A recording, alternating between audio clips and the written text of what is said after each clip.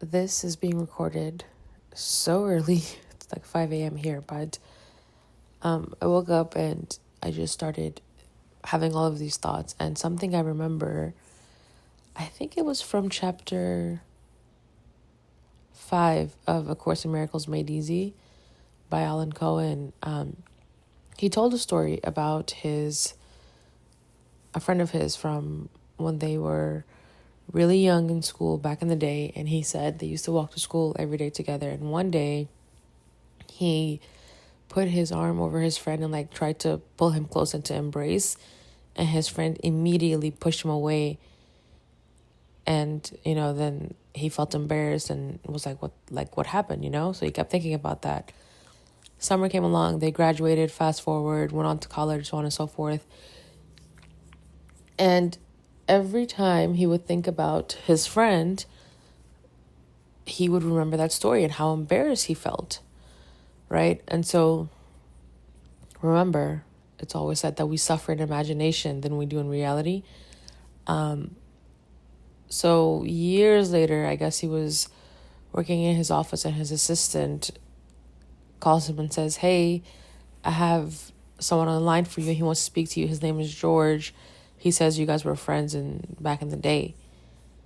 And he remembered, she's like, "Oh, I remember George." And I think in that moment too, he remembered how he felt embarrassed about that whole interaction they had when they were kids. So he gets on the phone with him. They start speaking. And I think he tells him like, "Hey, listen, how are you?" His friend tells him, "How are you? Let's meet up. I haven't seen you in so long. I really miss you." And the guy goes, "Oh shit, I don't want to butcher this story, but I think he said like, 'Oh man, I'm sorry, I still feel bad about that day,' or something like that." And his friend, the guy George, tells him, "Oh, I don't know what you're talking about. Every time I remember that story, I remember how much of an amazing friend you were. And I always had someone that would wait for me every morning at the bus stop, even when it would rain." And I mean, it was such a beautiful story. And I cried. That's how good it was. I will link. I mean, the audiobook is on Spotify, but if you have the book, it's chapter 5 in A Course in Miracles Made Easy by Alan Cohen. But it's so, so good. And that, I shared that with my friend, and I told her, I was like, "Look, what a beautiful story. But we really do like to just suffer, And so for all the SP folks, or just in general, but, let's talk about SPs for a moment. We have these interactions with people, your SPs, and then you go home and you start just replaying the parts that you didn't like, or you were embarrassed by, or that were, cringe moments. And we keep replaying it and we're thinking, "Oh my God, how did I embarrass myself? Oh my God, how embarrassing, or how stupid of me." And all the while, that person is not probably thinking any of that, And I actually have a story, but it's so funny because you shared all these beautiful moments, and then that one moment that you perceive went wrong is all you can think about. And so I think it was last year, I had started dating this guy, which I think I've talked about this story before, but it was hell. It was absolute fucking hell. And that's because that's, it's all my assumptions, right? I mean, I went on a first date with him. I met him. I was like, "Oh, this guy's actually pretty, like we had an amazing date, and the conversation was great, and, he looked good in person. We were both, the chemistry was there." And I remember one thing he had said during the date, I was like, why did he say that? But then in that moment I was like, you know what, it's fine, it doesn't matter, like I don't have to. Maybe he was nervous. I tried to like make justifications for it because I didn't want to go down that path of like, oh my God, red flag, right? And at this point, I didn't even know about law assumption as far as it comes to, partners. So I let it be, and then I went out and I was really excited, and I told my friends, like, oh my God, our first date was so great, blah, blah, blah. And then we started, texting and making plans for the second date. Second date, still really good, lots of chemistry, the flirtation, the conversations, all of this. And then I think I told one of my friends that, like, I had seen him 3 times in 1 week, and, it was just so much attraction there, and we just, like, it was just sparks everywhere. And I think I told a few of my friends, and 3 of them, they were like my closest friends, all were like, oh my God, you're doing too much too fast. You have to slow down, and and all these things. So I was like, shit. And, I started kind of spiraling. But we're going to skip over all of that.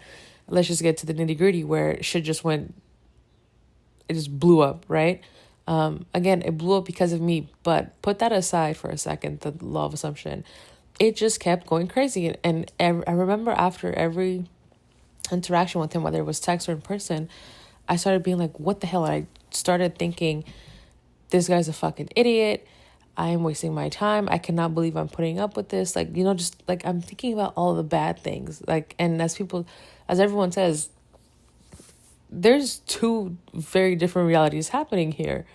And now I don't care so much about it because I think of it as part of the unfolding to, what was meant to happen. But for a while, up until late last year, well, not late last year, up until, I think it was like September, October, I had a really bad taste of this moment in my life because I ended things around. I had met him in February and I ended things around May. It was a very short-lived relationship, if you will, if that, but it was horrible to me, right? And of course, even after the fact, one, not only did I keep thinking about the bad times, I would keep remembering him and our interactions, and I would compare every guy I met after, like, oh my God. And almost not even a good way. Like, I mean, yes, in a good way to the, where I would say, oh, like, this guy's so different. He doesn't do what that guy did. But in some way, I was still remembering that shitty story. And I kept comparing these new guys to him. They didn't deserve that. They were coming in on this, like, blank canvas, But, and funny enough, that guy was kind of my introduction to the whole SP law of assumption and like this whole rabbit hole, right? Because I had texted him something and he just ignored me. And I was so mad, and I wanted him to respond so bad because at this point, the old me, I was the kind of person who, if you made me feel like shit, I was going to make you feel like shit 10 times worse. And that was my goal. Like, my goal was to hurt you, like, not physically, but with my words.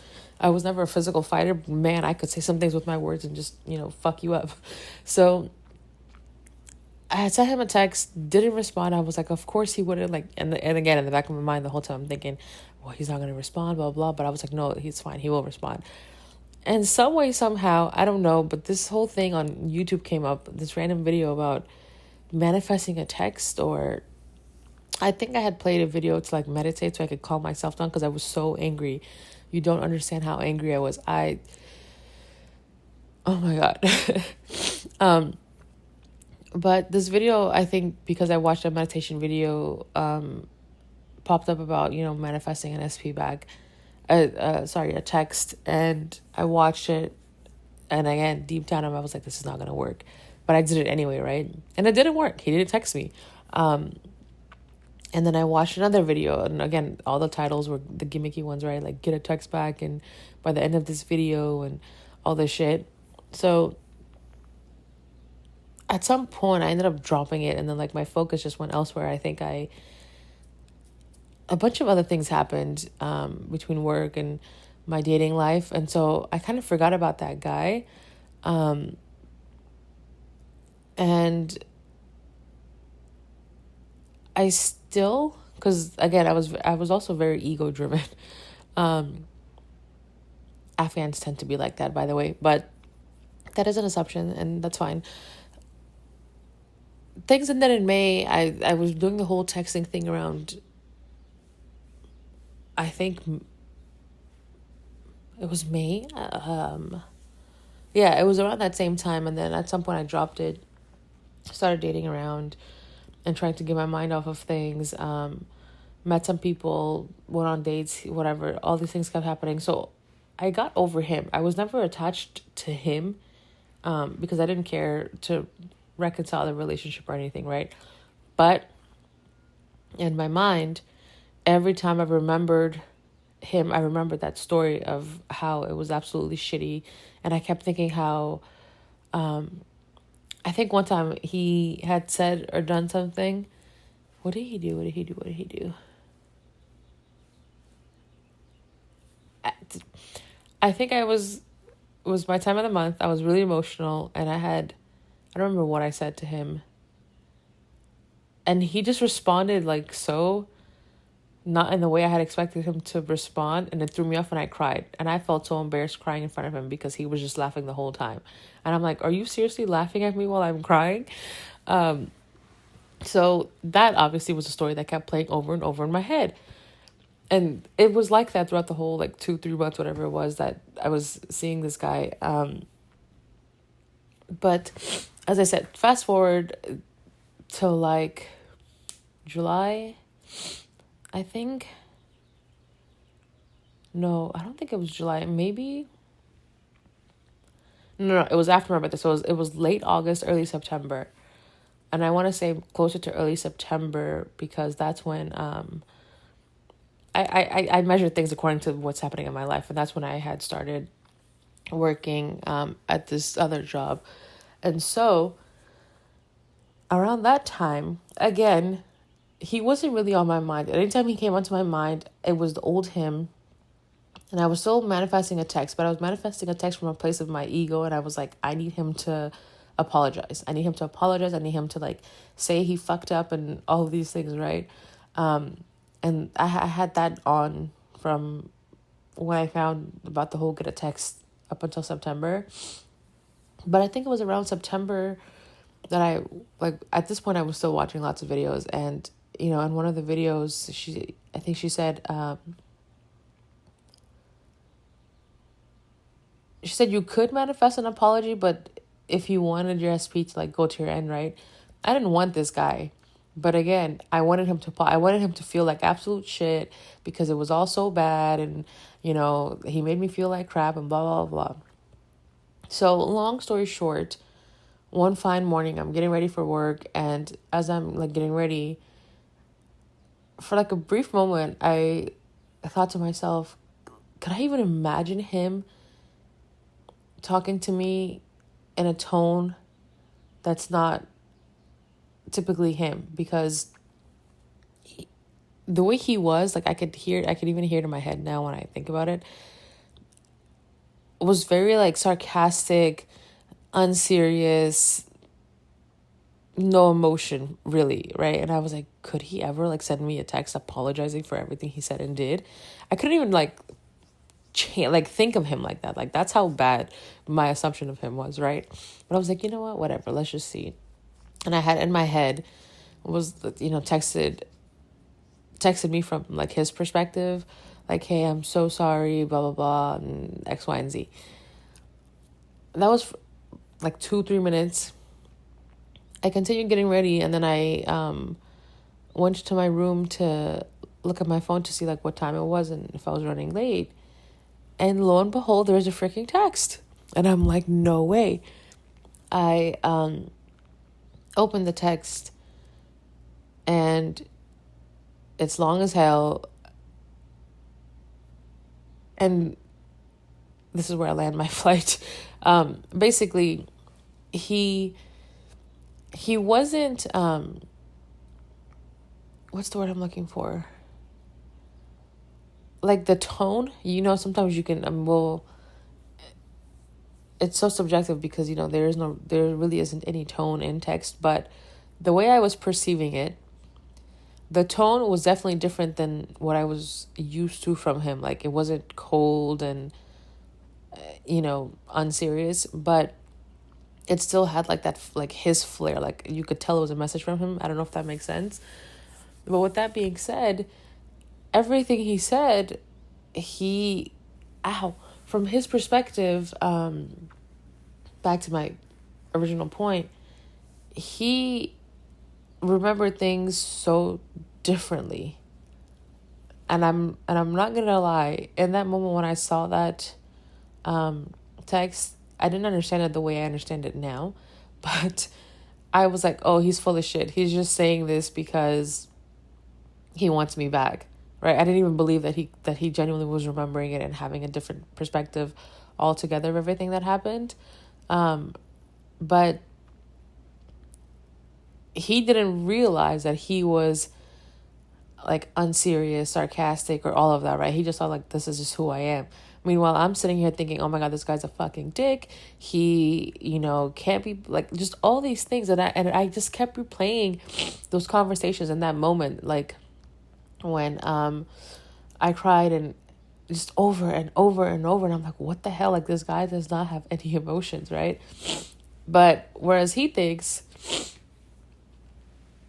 that like he was just being him, and like he's just, he's a silly guy and he's an unserious guy, and like that's just, it's not a big, you know what I mean? Like, it really was two different realities. And and that's how we are. We think of when we think about our relationships, or the people who want their SPs back, you're thinking of a moment in time of how cringe you were, how maybe awkward you were, like, oh my God,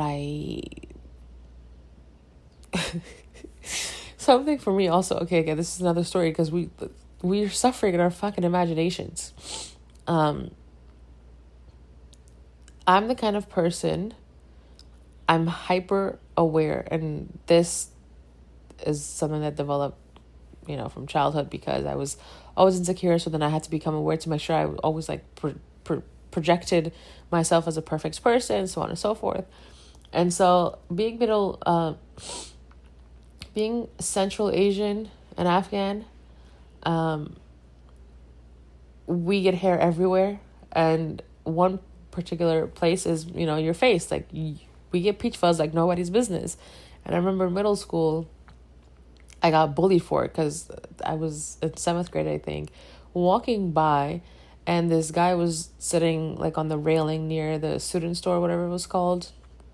And he's like, dude, are you a man? You have a mustache. And mind you, I had thick eyebrows. Like, I had facial hair. Like, my mom was like, you're not allowed to touch your eyebrows or shave or do anything. So I remember feeling so miserable. Like, mother, why are you out to like ruin my life? Like, it was embarrassing, But with that being said, we're a lot of maintenance. And so me now, I go, I think, once a week or once every 2 weeks, like I get threaded and I do my eyebrows and everything to make sure I'm proper. And especially if I'm going on a date, I have to like do my nails, because I'm like, okay, if this person sees my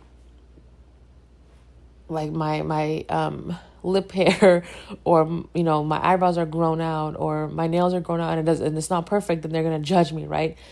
Whereas this person is probably not even thinking about these things. And I had a friend I was with the other day, and I was like, don't go to the bathroom after me. And he's like, what's wrong with you? I was like, don't go, because it might smell like pee. He's all like, okay, like, what?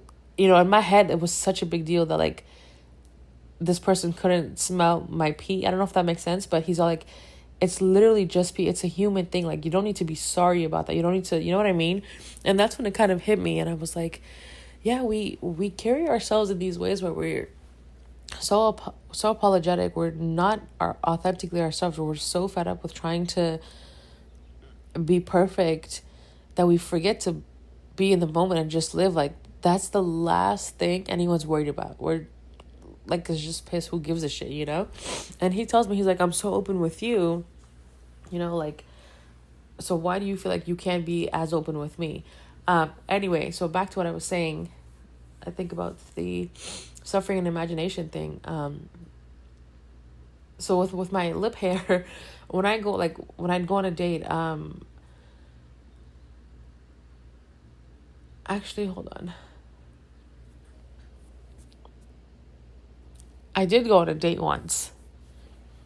No. That's not what I'm trying to say. I used to, again, because this is me, suffering in imagination and worrying about things that don't matter. I used to go, is it daylight savings where it gets darker sooner, like at 4 p.m. and it's pitch black outside? I love that time of the year because for me, when I'd go on a date and, usually a standard like date time is 6 or 7 p.m., at that point it's dark already. So even like if I maybe missed a day and I didn't go get threaded, they wouldn't see my like hair, my lip hairs, my facial hairs. It'd be too dark for that. But when is it? I don't know, the other time during summer when it comes back, right? And the days are longer and it's freaking sunlight until like 10 p.m. I hated dating because I was like, oh my God, I'm going to be in the spotlight and they're going to see me, And again, it's like, are you joking? That's not what these people are thinking about. They're there to, like, I'm not saying don't take care of yourself. Like, I'm all about presentation, right? But to the level that I was worrying about it, it made no sense. Anywho, and so we think about these moments in our head and we keep replaying like, oh my God, I was so awkward. Oh my God, I was so awkward. But your person is probably thinking like, oh my God, how quirky of her, and she's so silly and she's so cute, and she's so adorable, she's so funny, like I love being with her, she's so authentically herself. They're thinking all these good thoughts, but you keep thinking, oh my God, I'm so embarrassing, I'm so embarrassing, I'm so embarrassing, I'm so I'm so cringe, I did this, I did that. You keep forcing that thought, and we're all connected. They're gonna start thinking that thought too, but for some reason, for some godforsaken reason, we love to just suffer. I don't know, like, is it because we think we feel special, that like, we're different, because we have this pain, this grit to us? I used to think that. I used to be like, oh, if I have like this dark backstory, people would like love me more. I don't know where that fucking thought even came from. Like, I thought being this like broken hurt person made me somehow cooler. No, it didn't. It made me like a lonely person. No one wanted to be around me. Everyone was like, dude, you're fucking miserable. You know what I mean? But yeah, so the point is just stop thinking about that one moment that you think went so wrong or was so cringe, because I can probably guarantee that the other person in that situation isn't even remembering that. They're thinking like, oh, what a fun day, or what a good time I had with this person. And, stop suffering in imagination. It's not worth it. It's not worth it at all. And if you can't stop thinking about that, just bring yourself back to the present moment. Just relax. Let the thought go of that moment. It's just a thought at this point, because it's not even happening now. In this moment, you're fine. You're alone. No one is here with you. It's just you and yourself, right? And if it's you and yourself, there's nothing to judge yourself for. No one else is remembering. No one in the world is remembering that moment. It's just you. So you're doing this to yourself. And you don't have to. You can easily just not thinking about it, or not think about it in that manner. You can just think about how well it went instead. How fun that interaction was, or what a great memory it was, instead of thinking of how much of a shitty memory it was. Anywho,